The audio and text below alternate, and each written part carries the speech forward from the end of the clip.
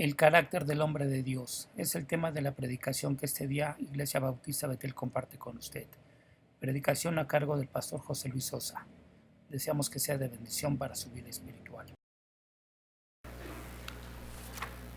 Siempre que veo un bebé que lo presentan aquí, ¿verdad? Siempre he visto así, los papás vienen orgullosos, ¿no? Y vienen a poner en las manos de Dios a su bebecito. Y siempre que lo veo me lleno de esperanza, porque es realmente esperanzador ver un niño que nace en un hogar cristiano. Ese niño va a crecer conociendo los caminos del Señor, o eso esperamos, ¿verdad? Va a crecer conociendo los caminos del Señor. Y seguramente va a llegar un día en que ese niño va a tener que tomar una decisión por Cristo. O eso es lo que sus padres deberían de hacer, llevarlo a los pies de Cristo. Y muy probablemente es un niño que va a ser un buen siervo de Dios, o eso es lo que deberían de hacer sus padres, hacerlo un buen siervo de Dios. A veces he querido recordar cuántos niños he visto pasar por este púlpito. Obviamente no me acuerdo. Yo llegué aquí a Betel en 1990, imagínense cuántos niños he visto presentar aquí. Me encantaría saber qué ha sido de esos niños. De algunos todavía los veo aquí en la iglesia, pero sería interesante saber qué ha sido de esos niños. De esos niños que han estado aquí al frente, que el pastor los ha presentado, cualquier persona, cualquier pastor los ha presentado. Hemos orado por ellos. Y saber si los padres, si sus dos padres han sido los cristianos que han guiado a esos niños por los caminos del Señor. Les platico todo esto, les digo todo esto porque la semana pasada vimos las características de una mujer virtuosa, ¿verdad? Vimos cómo es, qué es una mujer virtuosa. Y en ese mismo capítulo 2, ahora vamos a ver qué hace un hombre de Dios. ¿Cuál es el carácter de un hombre de Dios? Y sí quisiera hacer una advertencia antes, hermanos. Si usted como hombre, como jefe de familia, de veras ve que esto que dice la palabra de Dios no es a lo que usted se ajusta, hermano, arrepiéntase. De veras arrepiéntase, o arrepintámonos, porque yo mismo he tenido que enfrentar en esta semana mis propios pecados, hermanos, y así lo digo, mis propios pecados al estudiar esta porción de la palabra de Dios. Somos responsables de un hogar. Somos los responsables. No nos podemos escudar. No podemos llegar con el Señor y decir: Señor, es que esa mujer que tú me diste, ¿verdad?, era así. No vamos a poder decir eso, hermano. Y déjeme decirle algo. Si algo va mal en el hogar, no es culpa de su esposa, es culpa de usted como hombre.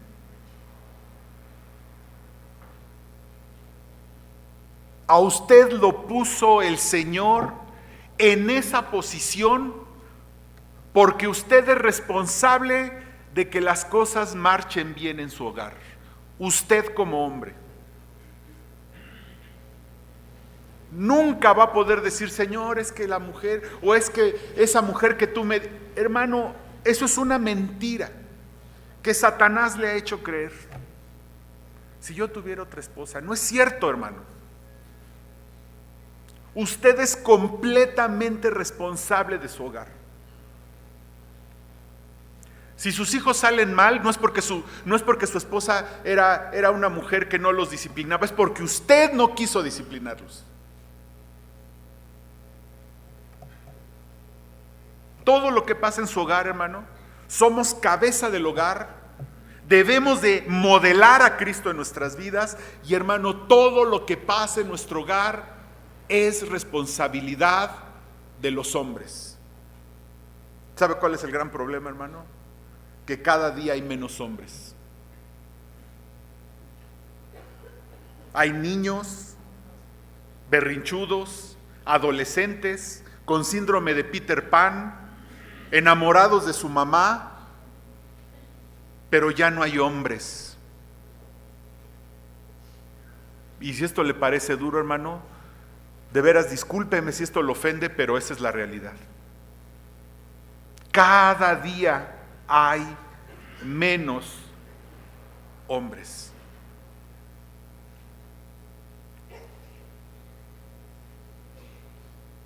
A veces veo los problemas que hay en parejas. Obviamente yo no sé el fondo porque lo veo por fuera, pero lo poco que puedo ver es que en esos hogares donde hay problemas no hay un hombre, hermanos. No hay un hombre. Y ahorita vamos a ver las características de un hombre, representado en este pasaje por vos como tipo de nuestro Señor Jesucristo. Vos es un tipo de nuestro Señor Jesucristo. Es un modelo a seguir como tipo del Señor Jesucristo. Finalmente, hermanos, como cristianos debemos ser como Cristo en nuestro trato y en nuestra relación con nuestra esposa y con nuestros hijos. Así como Cristo tiene una relación con su iglesia y cómo Cristo se comporta y hace por su iglesia, de la misma manera nosotros como hombres tenemos que ser como Cristo en nuestro trato con la iglesia. Leemos y cada vez que hay un problema matrimonial siempre nos vamos a Efesios, pero tal parece que no entendemos esta parte. Efesios 5, 31 y 32 dice: por esto dejará el hombre a su padre y a su madre y se unirá a su mujer y los dos serán una sola carne. Grande es este misterio. Mas yo digo esto respecto de Cristo y de la iglesia. Esto quiere decir, hermanos, que nosotros debemos ser como el Señor. Debemos ser como Cristo en nuestro trato en la familia. Debemos ser como Cristo. Y aquí en un cuadro muy hermoso de cómo vos, del carácter de vos, en este trato, en este encuentro con Ruth, debemos de modelar hacia el Señor. A la luz de este pasaje debemos ser como Cristo en nuestra relación con nuestra esposa, con nuestra novia, que es la iglesia. Ahora bien, ¿cuál es el carácter de vos? Vamos a entrar a este mismo pasaje del capítulo 2, lo leímos la semana pasada y lo iremos leyendo conforme vamos avanzando. ¿Qué debemos copiar para ser como el Señor Jesucristo? Y vamos a ver en primer lugar que desde el nombre vos, desde su nombre nos dice mucho vos. Estuve buscando qué quería decir el nombre de vos y dice que es una raíz incierta. No hay una raíz en el hebreo para decir esto quiere decir. Vi varias definiciones de lo que quiere decir vos, pero entonces busqué cómo usa Dios esta palabra cómo usa esta palabra de vos en la Biblia. Y resulta, hermanos, que cuando se levantó el templo, cuando Salomón construyó el templo, hizo 2 columnas de bronce. Para hacer el portón del templo, levantó 2 columnas de bronce y hace toda la descripción de estas 2 columnas. Y dice que a la columna de la derecha le llamó Jaquín y a la columna de la izquierda le llamó Boaz. Primero de Reyes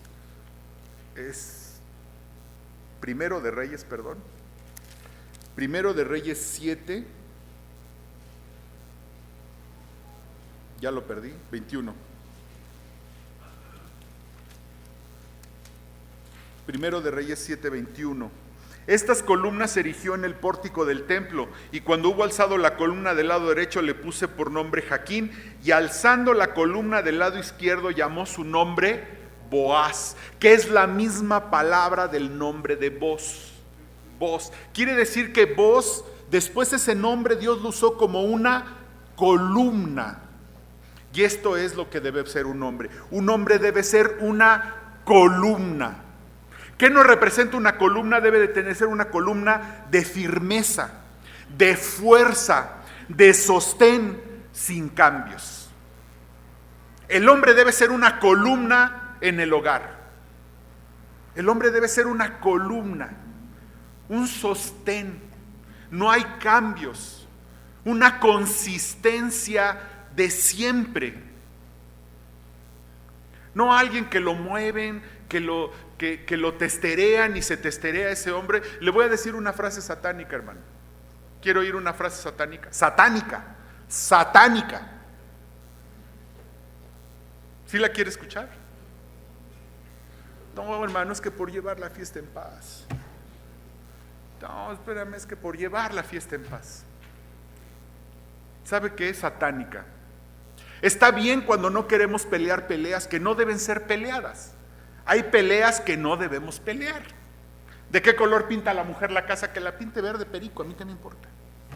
Esas son peleas que no voy a pelear. Pero hay peleas que voy a pelear hasta el final y no me importa, porque son principios que son columna y que yo como hombre debo sostener. Y ahí sí, hay batallas que los hombres tenemos que pelear y punto, las tenemos que pelear. Aunque nos toque una vieja mandona, una mujer loca, calzonuda, como dicen algunos, inconversa inclusive. No importa, son peleas que yo tengo que pelear. Y las voy a sostener porque soy columna en ese hogar. Soy una columna en ese hogar. Ay, no, hermano, es que... no, por llevar la fiesta en paz. Mira, es que quiero llevar la fiesta en paz. No, hermano, yo no. Mi esposa sabe que hay cosas que no voy a llevar la fiesta en paz y no la tengo que llevar en paz. En casa, gracias a Dios, nos hemos puesto bien de acuerdo, pero en casa sabemos que hay cosas que son no negociables. Punto.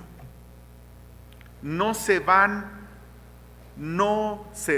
a negociar. Esto, hermano, no quiere decir que seamos duros, que seamos gritones, que seamos de mal humor. Podemos seguir siendo amorosos. Hay una frase del pastor que me gusta, dice: columnas de hierro forradas de terciopelo.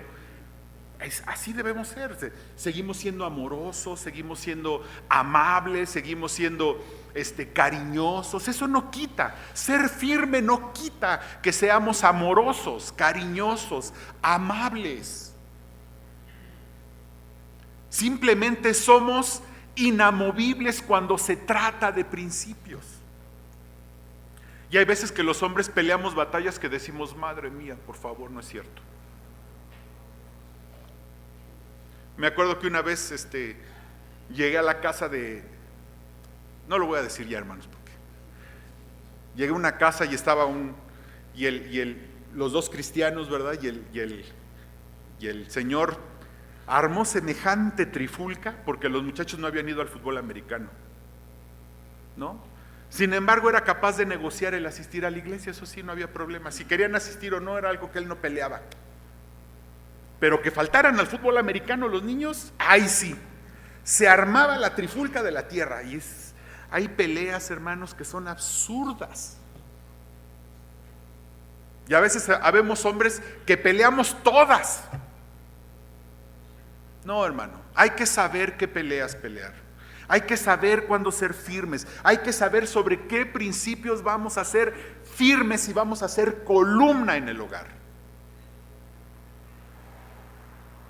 Y lo primero que nos da aquí el nombre de Boaz es: Boaz era columna, era un hombre firme, o eso por lo menos quería decir su nombre. Los nombres en la Biblia nos dicen mucho del carácter de la persona.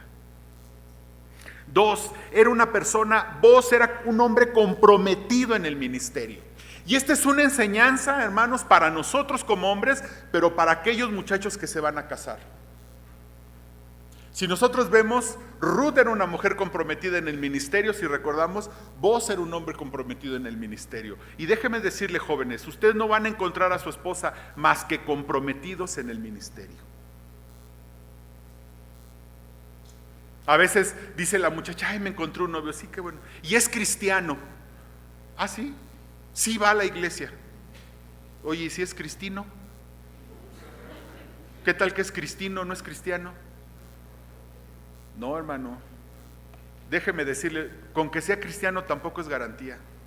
O bueno, que asista a la iglesia o que diga que es cristiano. Si es cristiano es garantía, pero el hecho de que venga a la iglesia y asista no quiere decir que es cristiano. La pareja se encuentra ¿dónde? En el compromiso en el ministerio. Mi esposa dice que una vez pasé al frente y que me vio y que dijo: yo nunca me casaría con ese muchacho porque se viste bien chilapastroso. Y sí, hermanos, tiendo a ser medio chilapandroso de repente.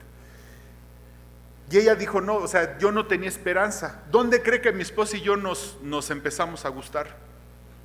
Yendo a Chimalhuacán, andando en el ministerio. Y vos era un hombre comprometido en el ministerio. Versículo 3, fue pues y llegando espigó en el campo en pos de los segadores, y aconteció que aquella parte del campo era de Booz, el cual era de la familia de Elimelec. Un hombre de Dios es un hombre comprometido, no hay medias tintas en su compromiso, es un compromiso de consagración de todo o nada. Dice que el campo era de Booz, el campo es del Señor, pero ¿saben qué nos está diciendo en el fondo? Que está tan comprometido en el ministerio como si fuera, fíjense lo digo, como si fuera suyo, como si el campo fuera suyo. Hay un compromiso absoluto de parte de Booz, así como había un compromiso absoluto de parte de Ruth. El campo, como dice el Señor allí en Juan 4:35 al 38, dice, ved, los campos ya están blancos, listos para la siega. ¿Y qué estaban haciendo Ruth y Booz? Estaban en la siega, los dos, allí en la siega. Un hogar que triunfa es un hogar en donde ambos están allí comprometidos en la siega. 3, tiene un cuidado amoroso. Ahí en el versículo 8 dice, entonces Booz dijo a Ruth, oye, hija mía, no vayas a espigar a otro campo, ni pases de aquí, y aquí estarás junto a mis criadas. Mire, un hombre de Dios provee un círculo de cuidado alrededor de su familia. Tiene cuidado. Nada más que a veces confundimos ese cuidado con control, hermanos. Y no es control. No quiere decir que andamos controlando a la familia, qué hace, qué no hace, a dónde va, y los tenemos controlados. No, fíjese, hacemos un círculo, ¿verdad? Tenemos un círculo de cuidado alrededor de nuestra familia. Hay asuntos, por ejemplo, con nuestra hija que cercando ese círculo de cuidado no le permitimos hacer. Y no se lo vamos a permitir. Una regla en la casa, porque a veces la invitan a las pijamadas y ese tipo de cosas, y una regla en la casa es que ella no puede quedarse en casa de una amiguita bajo ninguna circunstancia. No me importa si aquella niña es la maravilla, no me importa. Solamente con los únicas que le permitimos salir y dormir en otros lugares con sus primas, con las hijas de Manuel, mi cuñado. Cuando ella nos dice voy a quedarme con mis primas, son las únicas que le damos permiso. Fuera de eso, hermanos, no hay. ¿Por qué? Porque estamos haciendo un círculo de cuidado alrededor de ella. Y un hombre de Dios hace un círculo. Imagínense que por llevar la fiesta en paz le digo, ándale, pues vete a dormir a otro lado, madre mía. Pues no.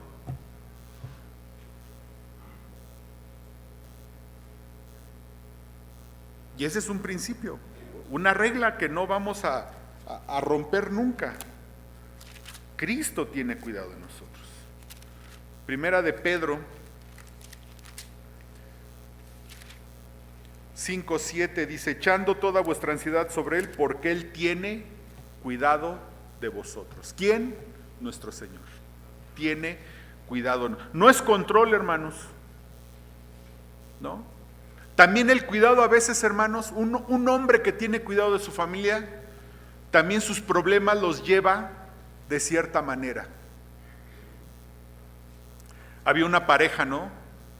Que entonces el hombre llegaba con su esposa y le contaba todo lo que hacía, lo que le hacía su mamá y lo que le hacían sus hermanos. Todo lo que le hacían los hermanos y la mamá iba y se lo contaba a la esposa. ¿Qué creen que hacía la esposa? Se enojaban, ¿no? La suegra, los cuñados, y finalmente él de todos modos, ¿verdad? Pues eran sus hermanos. Hermanos, también hacer un círculo de cuidado implica ¿qué traemos a la casa? es cuidar el corazón de nuestra esposa, es cuidar su corazón, cuidar el corazón de nuestros hijos, es saber qué llevamos a la casa y qué no llevamos a la casa. 4, alimenta la vida espiritual de su familia. Versículo 9, mira bien el campo que sieguen y síguelas, porque yo he mandado a los criados que no te molesten, y cuando tengas sed, ve a las vasijas y bebe del agua que sacan los criados. El agua, hermanos, siempre o casi siempre es tipo del Espíritu Santo. Es un tipo del Espíritu Santo. Y aquí Boaz está proveyendo de esa agua para Ruth. ¿Sí? Juan 7, 38 y 39. El que cree en mí, como dice la Escritura, de su interior correrán ríos de agua viva. Esto dijo del Espíritu que habían de recibir los creyentes en él, pues aún no había venido el Espíritu Santo, porque Jesús no había sido aún glorificado. Y entonces Boaz, ¿verdad?, está proveyendo espiritualidad para su esposa. Los hombres somos los encargados del cuidado espiritual de nuestra familia. Siempre hay una simbiosis ahí muy rara, ¿no? ¿Verdad? El hombre dice, bueno, tu esposa, tú encárgate de las cuestiones espirituales, yo me encargo de traer la comida, ¿no? Salimos a la calle, porque además es nuestra tarea, yo no digo que esa no sea nuestra tarea, tenemos que salir a la calle y trabajar y luchar para traer el sustento al hogar, y está bien, hermano, si usted lo hace, qué bueno que usted lo hace, pero nosotros somos los encargados de proveer cuidado espiritual para nuestras familias. Nosotros somos los sacerdotes del hogar, enseñamos, oramos y hacemos todo lo espiritual dentro del hogar.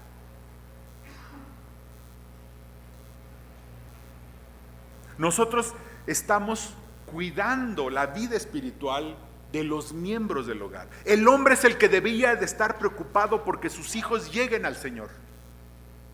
A veces son las mamás las que están muy preocupadas por eso, pero ¿saben qué? El hombre es el que debe de estar preocupado y es el que debe llevar a sus hijos al Señor.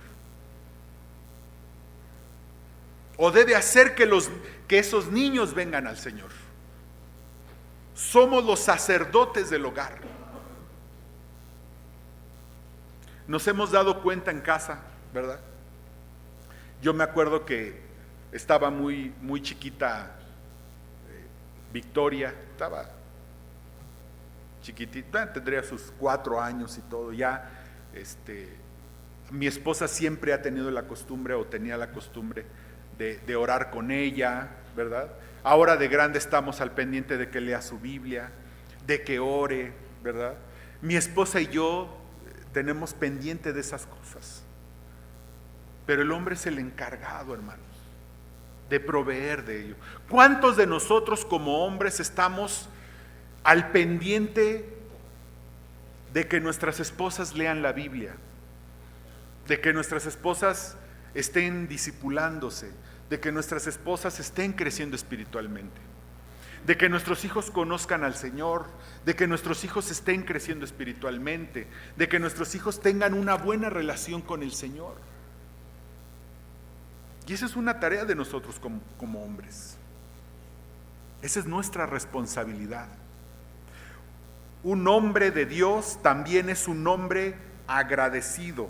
Versículo 11 y 12. Respondiendo Boaz le dijo: he sabido de todo lo que has hecho con tu suegra después de la muerte de tu marido, y que dejando a tu padre y a tu madre y la tierra donde naciste has venido a un pueblo que no conociste antes. Jehová recompense tu obra y tu remuneración sea cumplida de parte de Jehová, Dios de Israel, bajo cuyas alas has venido a refugiarte. Fíjense nada más.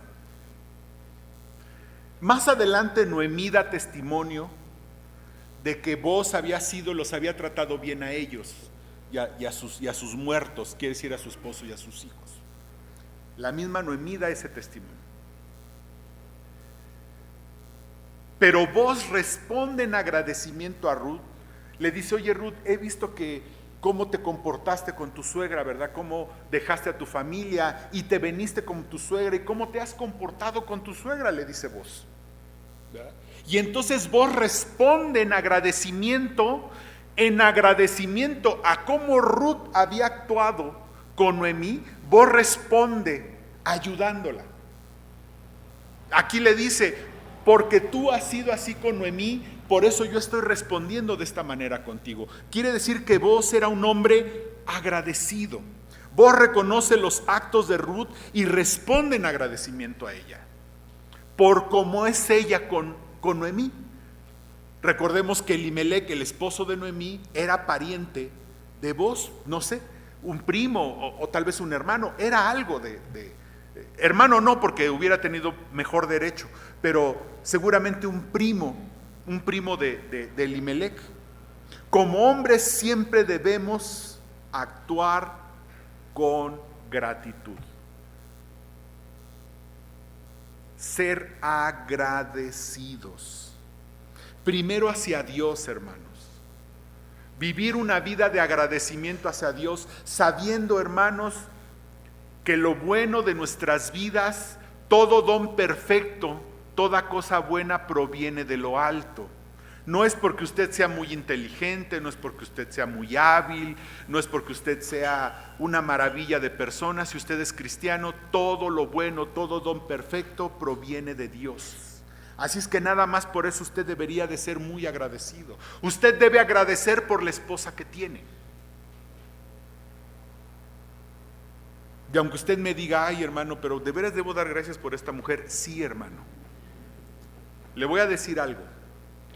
Le voy a decir algo para que de una vez deje de decir eso. Antes de casarse con esa mujer, era la mujer incorrecta. Una vez que usted se casó, es la mujer correcta para usted. Así es que deje de quejarse y mejor dele gracias a Dios por la esposa que tiene. Esa mujer tiene cualidades y muchas, y usted tiene que aprender a reconocerlo. Y además tiene que ser agradecido con ella misma, porque usted tampoco es una perita en dulce. Y esa mujer también lo quiere y está con usted.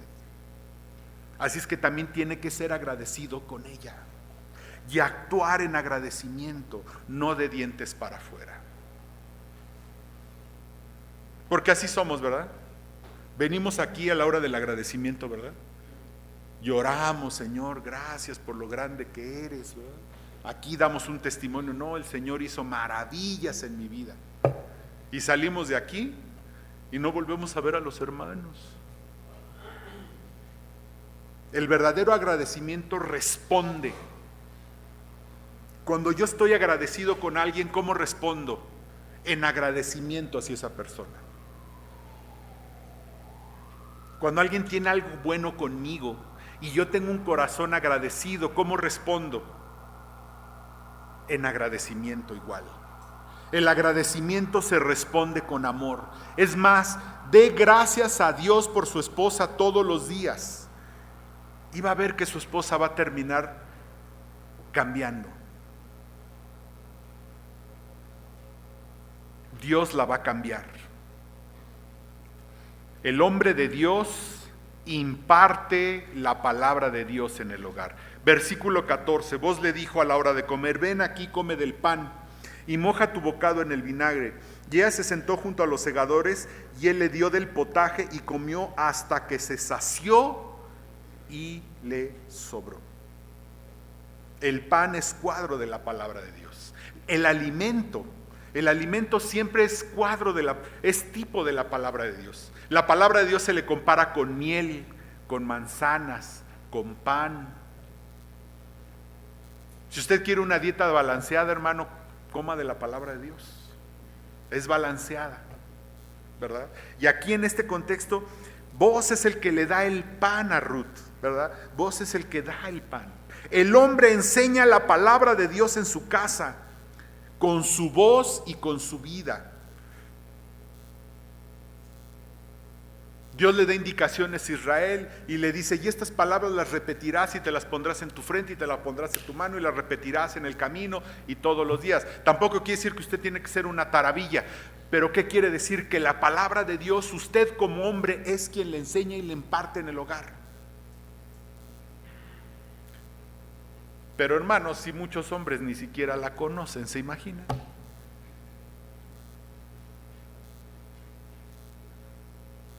Para poder enseñar la palabra de Dios e impartirla en el hogar hay un requisito mínimo. ¿Cuál es ese requisito?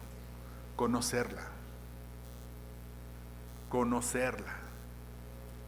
Y usted como hombre, todos como cristianos estamos obligados a conocer la palabra de Dios, pero usted como hombre está súper obligado a conocer la palabra de Dios porque usted es quien la imparte en el hogar, como hizo Boaz, que le dio de comer a Ruth, que le dio pan y le dio del potaje hasta que sobró. Como hombres tenemos que hacer, impartir la palabra de Dios en el hogar, y le impartimos con nuestra boca, enseñándola con nuestra boca, pero también le impartimos enseñándola cómo, viviendo la palabra de Dios en el hogar. Los hijos y la esposa tienen que ver en nosotros que la palabra de Dios es real. Y usted como hombre está obligado a vivir la palabra de Dios allí en su hogar. Probablemente por eso su esposa no cambia, porque ella tampoco ve que la palabra de Dios sea una realidad en su vida. No una vida perfecta, no una vida sin errores, pero sí una vida que refleja la palabra de Dios.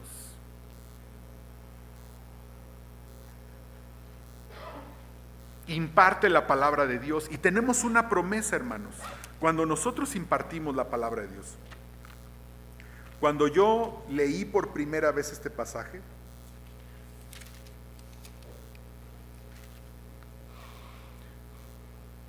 Isaías 58, 10, 11, dice: y si dieres tu pan al hambriento, el pan, aquí entendámoslo como la palabra de Dios, y si dieres tu pan al hambriento y saciares al alma afligida,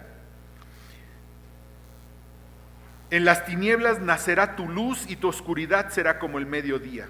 Jehová te pastoreará siempre, y en la sequía saciará tu alma y dará vigor a tus huesos, y serás como huerto de riego y como manantial de aguas cuyas aguas nunca faltan. Aparte de dar lo físico, la comida, el alimento, impartimos, enseñamos la palabra de Dios, y aquí está la promesa para aquellos que enseñan la palabra de Dios. Y como hombres tenemos esta promesa si nosotros enseñamos la palabra de Dios en nuestros hogares. Un hombre de Dios también es un hombre generoso. Y hermanos, aquí hay mucho que decir. Es un hombre generoso. Versículo 14 y 15 y 10. Y vos le dio a la hora de comer, ven, le dijo a la hora de comer, ven y come del pan y moja tu bocado en el vinagre. Y ella se sentó junto a los segadores, y él le dio del potaje y comió hasta que se sació y le sobró. Luego se levantó para espigar, y vos mandó a sus criados diciendo: que recoja también espigas entre las gavillas y no la avergoncéis. Y dejaréis también caer para ella algo de los manojos, y lo dejaréis para que lo recoja y no la reprendáis. Fíjense, vos le dio de comer. La espiga, les expliqué la semana pasada, que era recoger los granitos que caían, ¿no? Realmente se recoge muy poco, es muy poquito lo que se recoge. Yo me acuerdo que con mis primos allá en Zacatecas estábamos de sol a sol y apenas recogíamos un tarrito así, ¿no? de frijolitos. Entonces, pero vos no solo le da de comer, no solo le da hasta que se sacie, y además le sobra para llevarle a su suegra, sino que también le dijo a los segadores: ay, déjenle caer, ¿no? Déjenle caer ahí unos manojos. O sea que de lo que es la cosecha, déjenle caer, ¿no? Y que también recoja de entre los manojos, o sea, recoja más. Obviamente, si recoge de allí, Ruth iba a tener más. Pero esto es porque vos es un hombre generoso. Hermanos, un hombre en el hogar no debe ser un hombre tacaño. No confundamos con un hombre organizado. Si usted como hombre tiene que ser un hombre organizado. porque usted trae el alimento a la casa, ¿verdad? Y tiene que organizar y hacer un presupuesto, y eso es correcto, hermano. Es correcto que usted sea un hombre planificado y organizado, es más, debe de serlo, pero no un hombre tacaño. Y no solo se es tacaño con el dinero, se es tacaño con el amor, se es tacaño con los cariños, se es tacaño con el tiempo que le damos a la familia.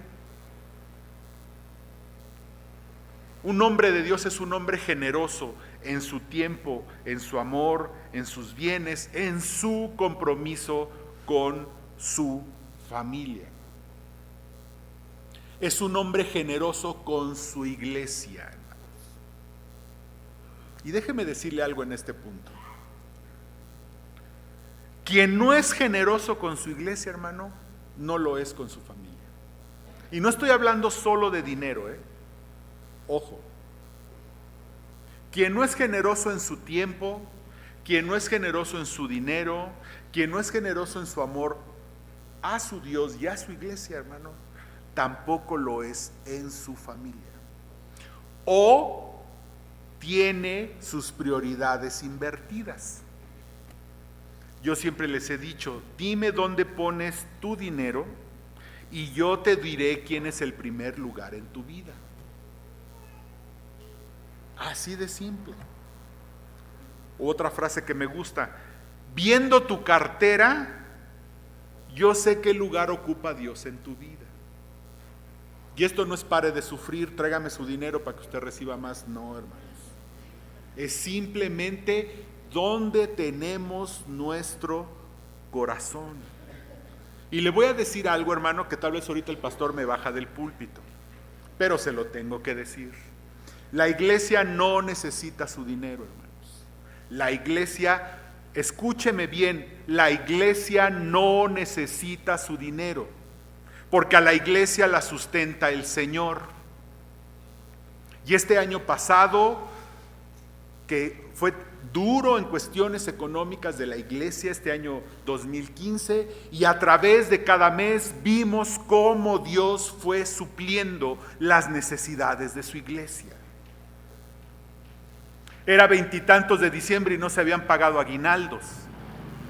Le hablé a la hermana Lulú, me decía, hermano, no hemos pagado aguinaldos y ya estábamos llegando a la Navidad, imagínese. Y me dijo la hermana Lulú, y no hay dinero para pagar aguinaldos. Y de una manera extraordinaria Dios suplió y siempre va a suplir.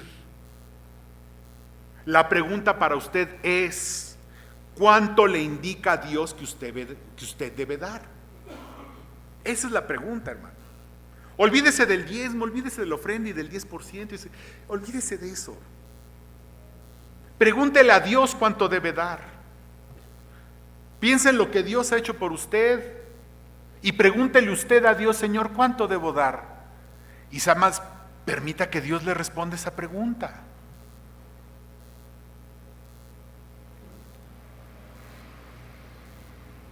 Con que usted se responda esa pregunta y le pregunte a Dios y permita que Dios se responda esa pregunta, con eso estamos hechos. Segunda de Corintios 8.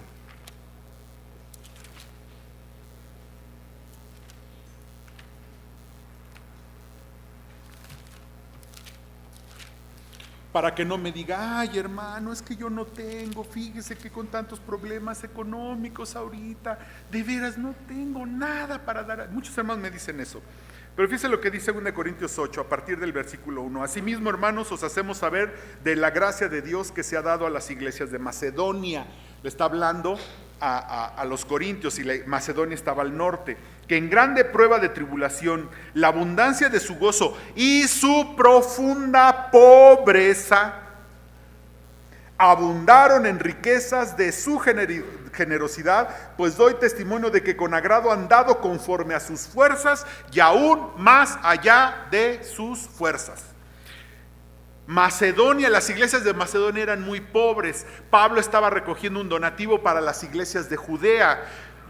Literalmente se los digo, después de ayudar a los de Judea, tenían que ayudar a los de Macedonia, porque eran iglesias muy pobres.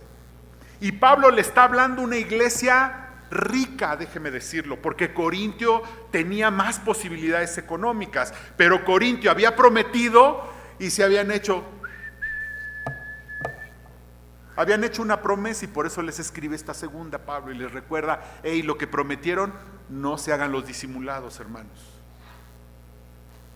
Y les pone el ejemplo de los macedonios, que no obstante siendo tan pobres, es más, Pablo podría decir, hermanos, a los pobres macedonios tendríamos que irlos a ayudar, porque sí tenían una pobreza muy profunda. ¿Qué hicieron los macedonios? Abundaron. Así es que no me diga, por favor, no me diga que el asunto de dar es un asunto de tener o no tener, hermano. No es cierto. Y finalmente un hombre de Dios es un hombre benevolente. Versículo 20, y dijo Noemí a su nuera, sea él bendito de Jehová, pues que no ha rehusado a los vivos la benevolencia que tuvo para los que han muerto. Después le dijo Noemí, nuestro pariente es aquel varón y uno de los que pueden redimirnos. Fíjense, Noemí da testimonio de que vos fue benevolente con los muertos. O sea, vos ya tenía testimonio de ser benevolente y ahora mostraba esa misma benevolencia con Ruth. ¿Qué es la benevolencia? Benevolento quiere decir, es un sinónimo de misericordioso, de compasivo, de tolerante. Eso es un hombre benevolente. Es una cualidad que debemos ejercitar día tras día. Hermanos, todos los días tenemos que ejercitar la tolerancia en nuestro hogar. Hay cosas que me ponen los pelos de punta a veces en la casa. Cosas, ¿no? Que se suba el perro, por ejemplo. Me gustan los perros, pero que se suban a los cuartos me ponen los pelos de punta. ¿Sí?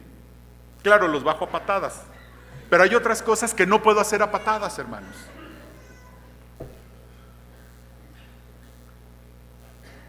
Entonces, su esposa no es una mujer perfecta, eso estoy seguro.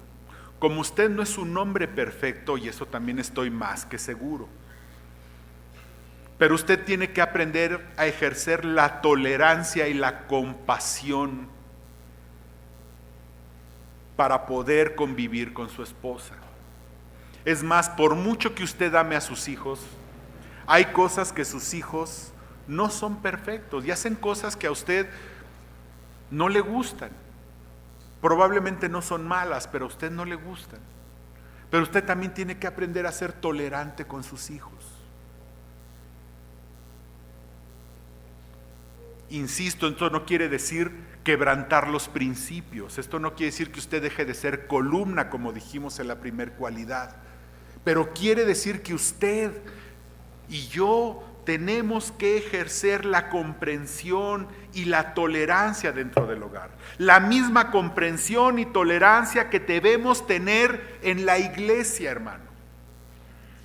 Yo tengo que aprender a tolerar a mis hermanos, porque hay muchos hermanos que han tenido que aprender a tolerarme a mí, que estoy lleno de errores y de defectos.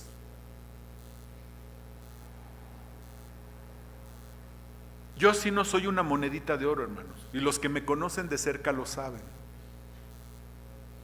Tengo un carácter difícil. Mi esposa ya aprendió, pobrecita. Pero así como los hermanos han aprendido a tolerarme, yo tengo que aprender a tolerar y a ser benevolente con mis hermanos, como lo soy también en mi hogar, como lo debo de ser en mi hogar. Santiago 5, del 9 al 11 dice: hermanos, no os quejéis unos contra otros, no os quejéis unos contra otros, para que no seáis condenados. He aquí el juez está delante de la puerta. Hermanos míos, tomad como ejemplo de aflicción y de paciencia a los profetas que hablaron en nombre del Señor. He aquí tenemos por bienaventurados a los que sufres. Habéis oído de la paciencia de Job y habéis visto el fin del Señor, que el Señor es muy misericordioso y compasivo. Imagínense la compasión y la tolerancia que Dios tiene con nosotros. Así es que estas características, hermano, de veras,